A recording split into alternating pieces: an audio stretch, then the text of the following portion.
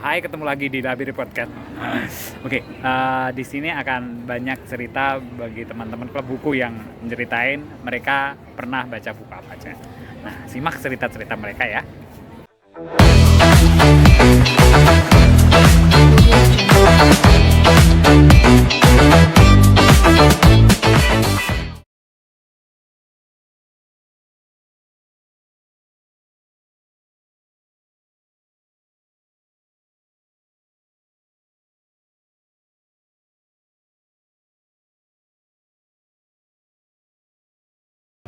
Oke. Jadi kali ini saya membaca satu buku karya Cornelis van Dyk yang berjudul Darul Islam Sebuah Pemberontakan.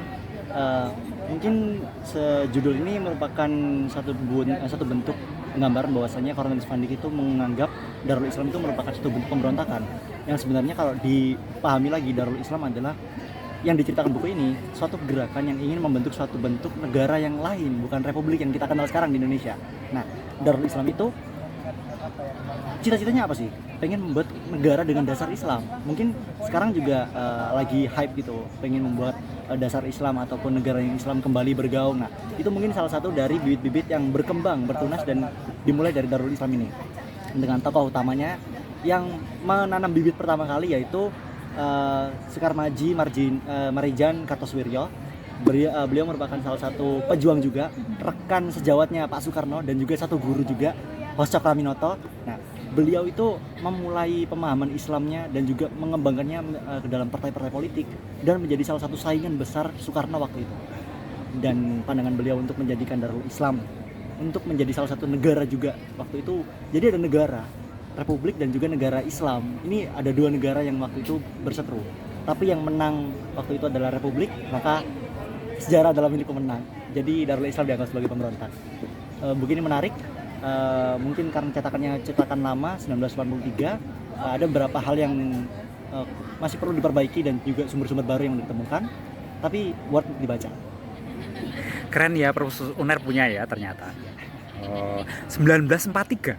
1983 Mas. 1983. Oh, keren, buku lama juga ya. Iya. Nah, itu edisi terbaru atau edisi cetakan keberapa?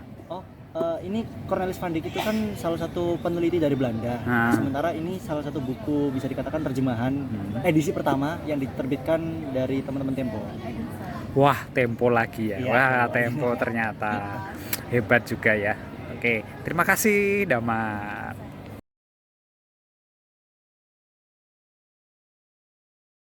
Halo semuanya, aku Reza di sini. Jadi buku yang kemarin aku baca adalah bagian kedua dari 3 jilid buku autobiografinya Pak Hatta. Ini bukunya. Jadi buku yang kedua ini fokus kepada berjuang dan dibuang. Secara umum buku ini Pak Hatta menceritakan bahwa selama daily life gitu ya, daily life seorang Muhammad Hatta dari kuliah terus menyiapkan bagaimana ujian doktoral hingga akhirnya lulus.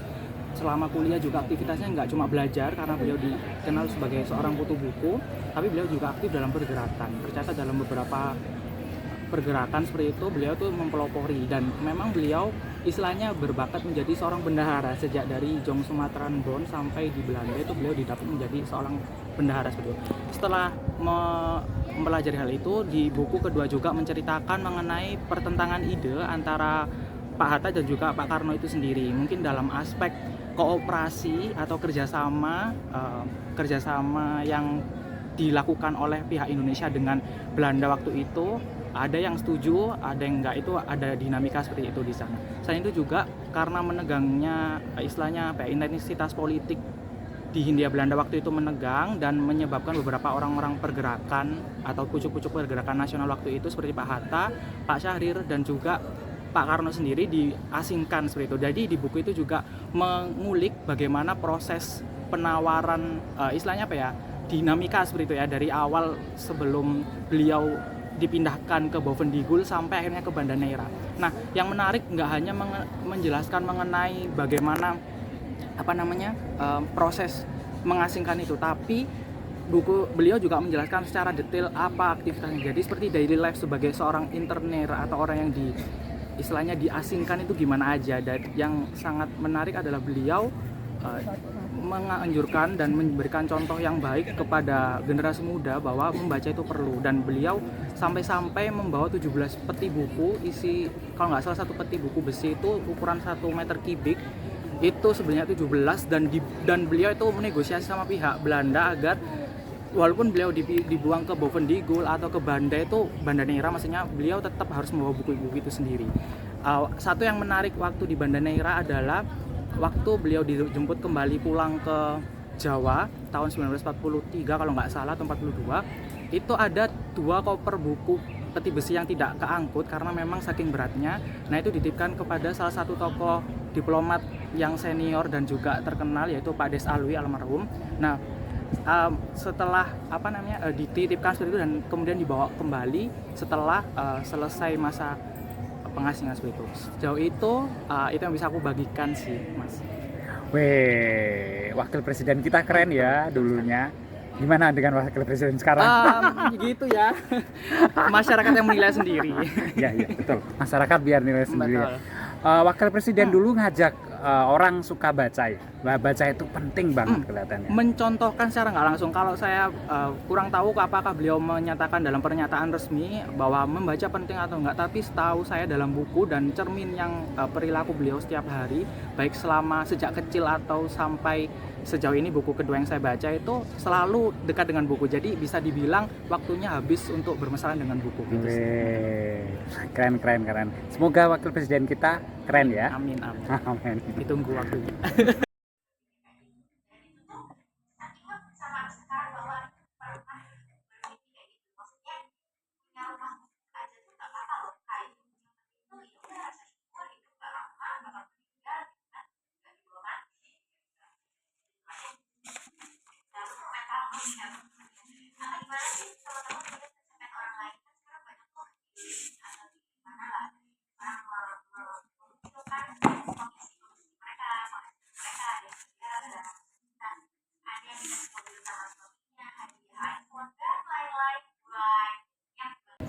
Oke, halo semuanya. Aku terakhir baca buku novel Sang Pemimpi karyanya Andrea Hirata. Itu menceritakan seorang Ikal dan Arai, 2 anak yang mempunyai mimpi itu sangat tinggi. Bahkan mereka tuh kayak melakukan sebuah petualangan juga dari ke negeri Eropa. Itu berkeliling-keliling juga untuk mencari mimpinya, dan mereka tuh juga telah melakukan kegagalan beasiswa berkali-kali, akhirnya keterima ke Belanda, dan mereka tuh melakukan perjuangan ke desa Edensor sampai terakhir itu karena berawal dari Belanda itu tadi. Dan Sang Pemimpi itu menurutku itu karena mencerminkan 2 anak yang mempunyai mimpi yang sangat tinggi tersebut, dan juga ayahnya tuh seorang pedagang timah. Nah, pedagang timah itu mereka tuh juga mikir kayak anakku ini harus memiliki pendidikan yang sangat tinggi di kemudian hari, jangan sampai niru orang tuanya. Dan akhirnya ayahnya tuh selalu berkorban dari SD sampai mereka SMA, itu tuh selalu naik sepeda gitu kan, naik sepeda ontel untuk mengambil rapot. Nah, sedangkan ayahnya sendiri tuh buta huruf, jadi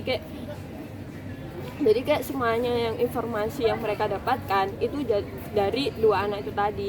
Dan yang Arai itu kan anak temuan di telaga mana gitu lupa. Nah, itu terus kemudian Arai ini selalu pintar, jadi kayak ranking 1 dia tuh, tapi jarang baca buku anaknya tuh, jadi kayak ranking 1. Tapi yang sedangkan yang Ikal itu kan anak kandungnya dari keluarga itu tadi, tapi dia itu selalu baca buku, tapi dia tuh mungkin dia merasa dia bodoh, jadi akhirnya dia tuh selalu baca buku, dan itu akhirnya bisa mencapai di SMA itu peringkat kedua. Itu aja sih, sekian. Ya, berarti intinya kalau pengen pinter baca buku ya. Iya, Meski yang satu itu nggak baca buku tapi pinter, kelihatannya talenta kalau itu ya. Tapi kan 1001. Nah, dari Ikal dan tokoh di Sang Pemimpi paling suka tokoh siapa? toko Arai karena dia pinter banget dan dia tuh orangnya nggak pernah nyerah juga. Terus sama ini sih, sama Ikal juga sebenarnya suka ini sih sama pemikirannya dia, terus pantang menyerahnya dia, terus sampai mereka tuh pisah waktu itu di Jakarta. Nah ceritanya tuh Arai sama Ikal itu pisah. Nah Arai ini dia tuh kan mereka berdua ini kan ngekos. Nah kekosnya ini kayak tempat kumuh gitu dan mereka tuh nyari kerja itu gagal terus keluar terus gitu kan. Dikit-dikit ada masalah. Nah akhirnya yang Arai tadi itu mengalah gitu untuk ke Kalimantan. Nah ternyata Arai ini di Kalimantannya plot twistnya nanti balik ke Jakarta dan mereka ini ketemu, ternyata mereka sama-sama daftar beasiswa yang di Belanda itu dan kemudian mereka lolos gitu.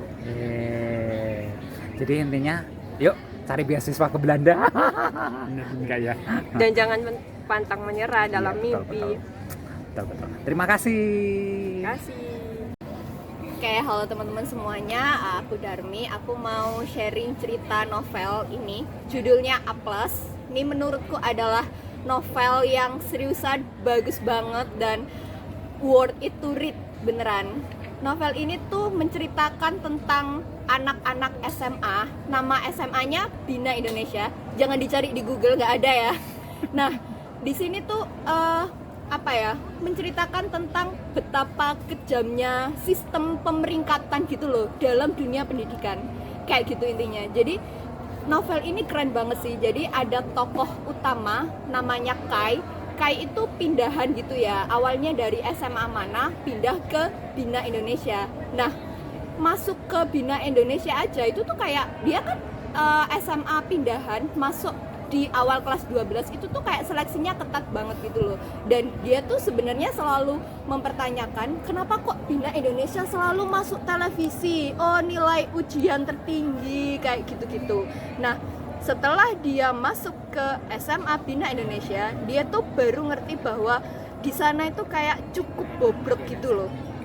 Bayangin ya, di sana itu ada tryout pemeringkatan. Kalau kamu udah kelas 12 kan ada tryout persiapan ujian nasional tuh dulu pada masanya. Nah di Bina Indonesia itu kamu tryout itu sebulan sekali persiapan ujian nasional, tapi kalau kamu masuk 5 besar SPP-mu itu gratis bulan depannya. Tapi kalau peringkatmu itu semakin ke bawah, SPP-mu itu semakin mahal.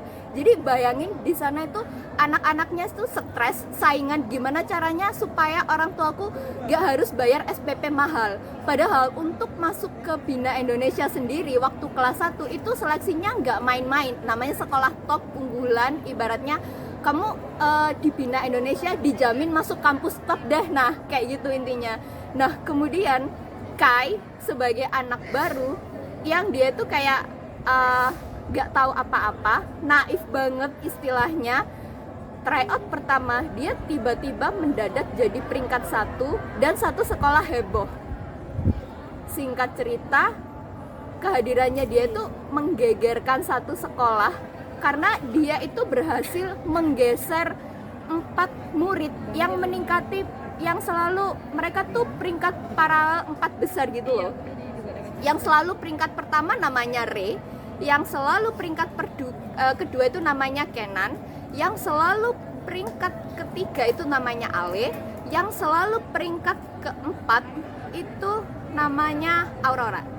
Nah jadi kayak 4 anak itu dari kelas 1, kelas 2 itu kayak selalu 4 paralel gitu loh, 4 besar di satu sekolah kayak gitu. Itu kan kayak heboh gitu kan. Saat itu tryout pertama Re-nya itu gak masuk, dikiranya gak apa-apa deh aku kegeser sama Kenan. Gak taunya Kenannya dia tetap peringkat 2. Ya udah Re kegeser karena dia simply gak ikut tryout. Habis itu udahlah geger, udah ceritanya drama banget ya, cerita drama keluarga, drama romansa, namanya anak SMA ya, persahabatan, yang pada akhirnya mereka tuh memilih untuk memberontak. Bagaimana caranya meruntuhkan sistem di sekolah mereka, karena mereka tuh yakin kenapa SPP yang peringkat bawah itu jadi mahal, itu tuh karena ada praktek ilegal gitulah ibaratnya, dimana pihak komite sekolah itu memerlukan dana dana itu untuk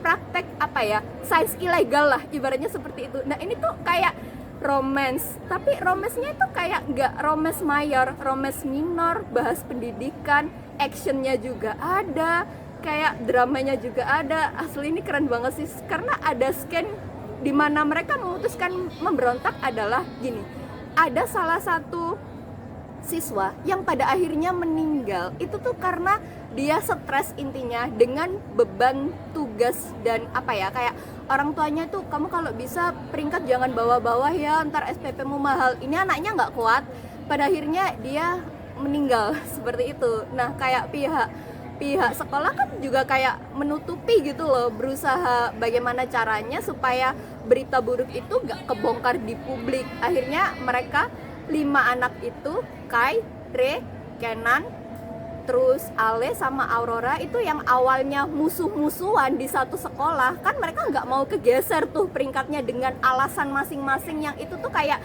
drama banget. Ini nggak hanya pendidikan doang, tapi mental health juga dibahas, mental health remaja dibahas habis-habisan, drama keluarga yang aduh panjang banget sih pokoknya, ceritanya seru banget. Terus pada akhirnya mereka tuh berhasil meruntuhkan sistem pendidikan di situ, yang dimana karena mereka pada akhirnya sistem pemeringkatan itu dihapus.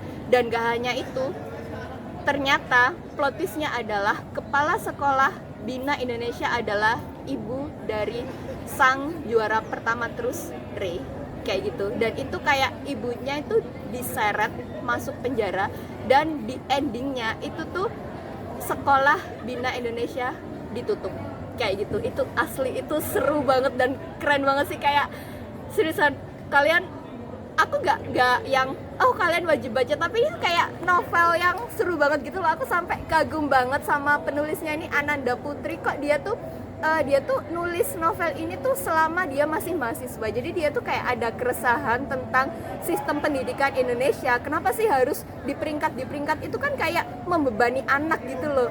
Jadi kayak dia ekstrim aja sekalian, oh kayak gini-gini. Itu asli keren banget sih, keren udah kayak gitu. Oke, terima kasih.